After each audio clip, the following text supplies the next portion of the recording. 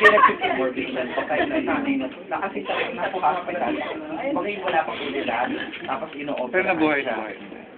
Wala na, hindi ko na chinika yung balita nun dahil takot na takot nga ako. Saan na in-open mo? First time ko kasi na-experience yung ganun kasi. Kukunin ko yung channel. May signal dito. Natakot ako kasi yung nakatakot na part doon. Kasi what if yung death or death ng family member mo ang makita mo. Parang doon ako, from time to time kapag may nagpa-flash sa akin, umiyak ako eh. Kasi nandun sa'yo yung ano eh, nandun yung power sa'yo na alam mo eh. Rodora. You do anything about it, diba? great power, great comfort, great responsibility. PD Hannibal, ikaw ba yan?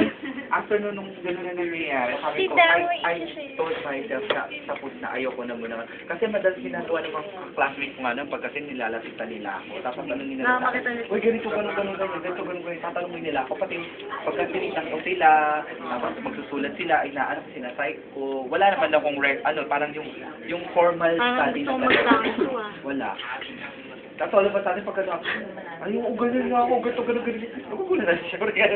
Eh, no, babae, pagka ganun, ganito ka, ganito. Nagugulan din sila. Sa afternoon nung time na tinigil ko na talaga kasi natatakot. Yung main concern ko, ayoko dumating yung point na pagka mas na-practice ko siya, mas na-master ko. Yung dumating yung punto na kabisado ko na siya. Makikita ko yung sarili kong kamatayan o kaya kamatayan ng malapit sa akin. Tapos wala akong magawa. Kamatayan talaga. Diba? Wala Yes. akong magawa. Di ba parang sakit? Ako may Try isa siyam. ako. Ano yung super simple yun? Dito sa kwarto namin, magkasama kami yung sister ko. Yung ano namin, kami namin double deck. Tapos, Ginagawa niyo?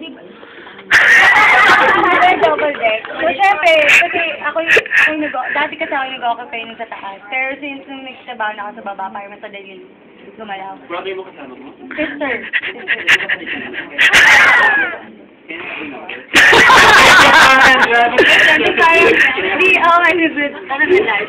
Yun, kasi sa gabi, usually ako lang yun sa kwarto. Si Kati kasi may siya sa labas. Pero, syempre, kasi siya healthy girl.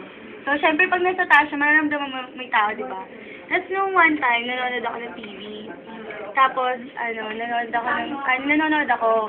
Tapos, minsan kasi nagbabasa ako at the same time nanonood. Tapos, hindi ko alam kung may umakit sa taas. Basta, para kasi minsan nandun ka sa field. Tapos, umiinit yung kama, yung bed yung sa taas. Sabi ko, Kati, sabi ko, ingay mo dyan, sabi ko. Tapos, nanonood ako ng TV. Tapos, kasi ako nagta-timer. Kasi nga, minsan nakakatulog ako ng TV. Tapos, di nung nakatulog na ako, tapos namating TV. Parang, parang ang kulit pa rin, parang ingay-ingay nung nasa bed. Ingit siya ng ingit. Kasi kahoy yun, parang, lang siya, wooden. Gawa siya sa wooden. Tapos, hindi na ako makatulog. Nagising na ako. Tumayo ako kasi nainis na ako. Pag 5 ng tao, nakakagat. Ang dilim kasi hindi kami natutulog ng... Oo, nararamdaman. Kasi basta manikit na kasing kahoy na yun. Nararamdaman mo talaga siya.